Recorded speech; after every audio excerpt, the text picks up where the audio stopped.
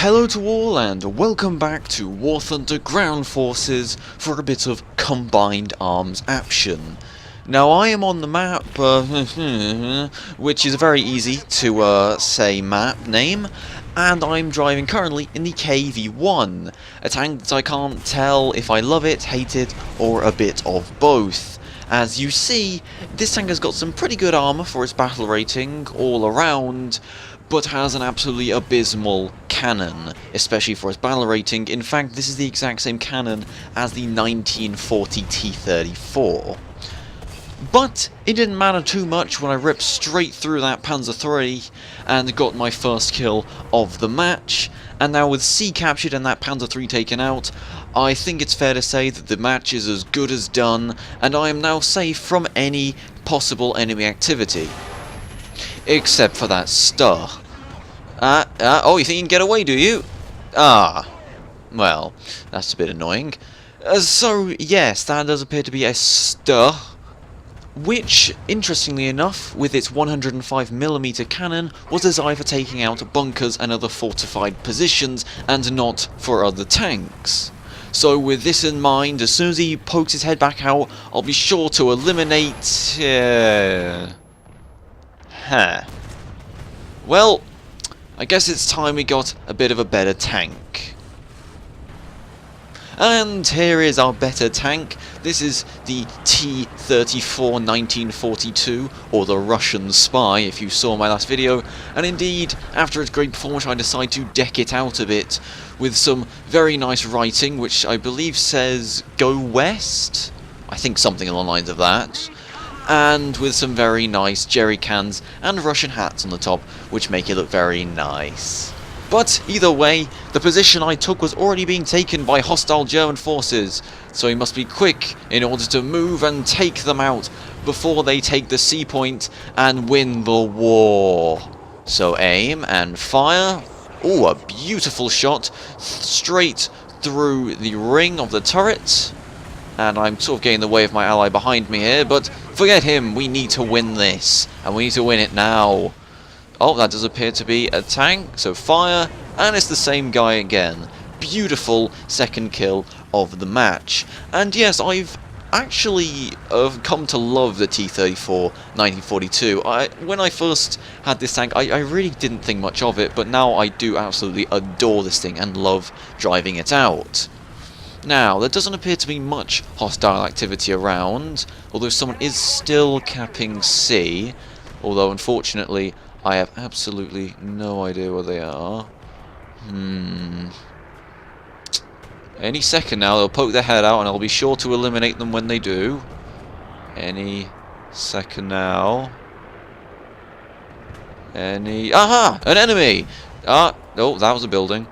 Yeah, that was from pretty poor gunnery on my behalf. A sort of quickscope, if you will, in a tank, which isn't a very good idea, mind you. But regardless, now there's two of them hiding behind buildings in C. So you know what? Forget them. Let's look over here. Oh my god! It's an entire panzer division! And that appears to be some kind of Dicker Max I've now set on fire. And let's just quickly finish him off before we go and attack that what appears to be captured Russian T-34, who hasn't seen me, and probably never will after I, well, deal with him. And oh my god, it's the Star H again! Finally, a bit of revenge. Take this, you swine! Oh, for God's sake, are you serious? Screw ground forces, we need some air support.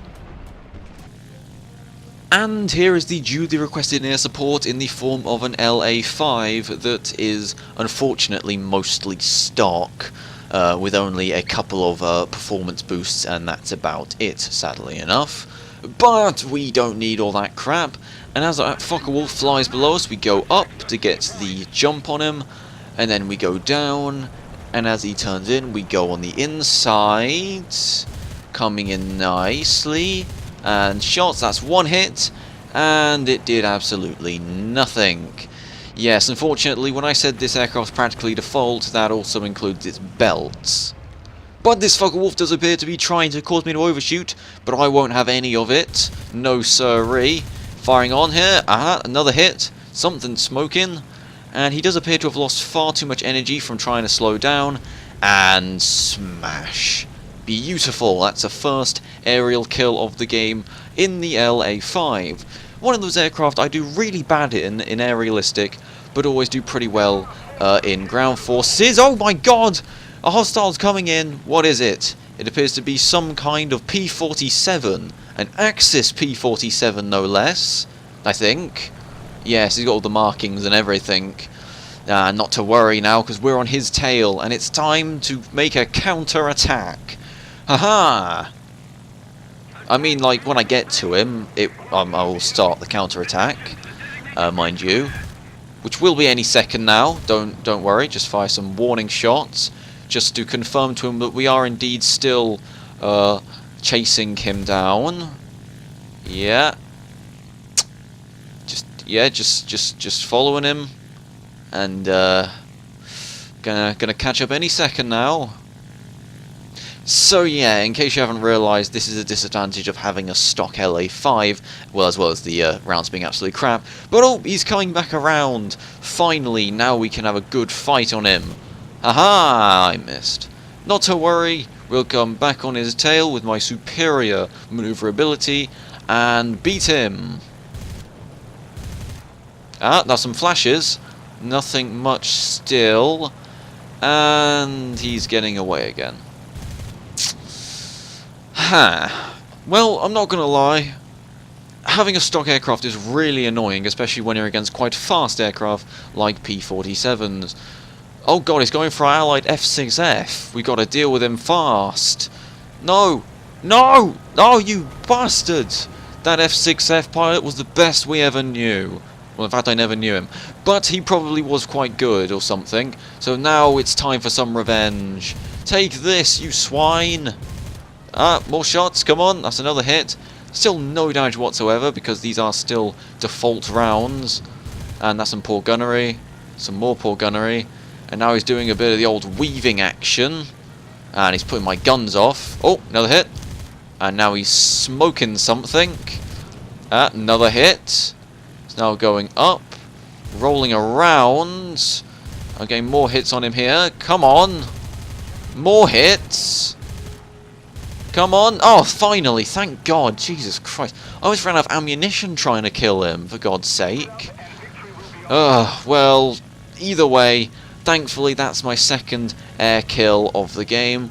And now with the aerial threat lost and air superiority gained, such is the way of the Second World War after all, from 1943 and onwards, it is now time to release absolute hell on enemy targets with these very powerful default 20mm belts. So just go up, try to pick some targets, and we go down to no speed. Allow it to stall out so I can go into a hammerhead and come down quickly on hostile targets. And aha! That appears to be a target that's presented itself, so just line this one up. Aha, yeah, see, this guy's already dead. You might as well chalk this one up as another kill already. So just line it up, and some good hits in here, and that's it. Cut the film. Cut the film, Bradley. Bradley, cut the film. Cut the film, Bradley. Bradley, cut the film. Cut the film. And after that very easy and uneventful landing of the LA5 on the runway with no problems whatsoever, despite the loss of part of my wing, I decided to hop into the IL-4, which is probably like my favourite Russian bomber of all time.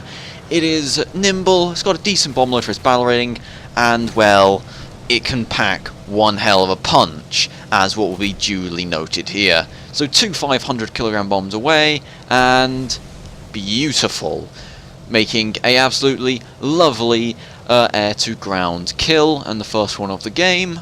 And now just got to turn it around, line back up another target, and they do appear to be taking C point, so it's time that I dealt with that. So come in nice and low, and there's that star that was killing me earlier. Take that, Jerry! Haha! It's a bit of revenge. Well, I think it was that star. Oh wait, that was a stug. Oh, for God's sake, they're all the same, forget it. Let's just all pretend that that was the stuff from earlier, and I can go and sleep happy tonight.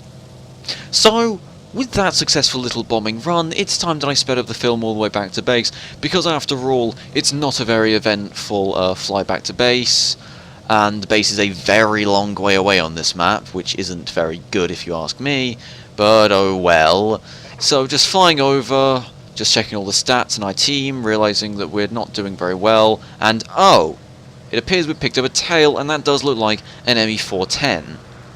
Now, an ME410 versus an IL-4, yeah, this isn't going to be a very good fight, for me at least, but we'll give it our best. So come on, you 410. You think you're all that? My 277 machine guns will surely win me the day. Oh, he knows he's going to lose. Victory's a shit. Well, I better stop using the IL-4 then. Aha! You thought I was going to stop using the IL-4, didn't you? Ha! That's exactly what they thought I'd do, which therefore means that by using a second one, it is the last thing that they expect. And you can see that that 410 is now behind me, that attacked me earlier, so now I get one free run on the base just before the game ends. And with these very powerful bombs, I will surely shred anything I drop a bomb even remotely close to.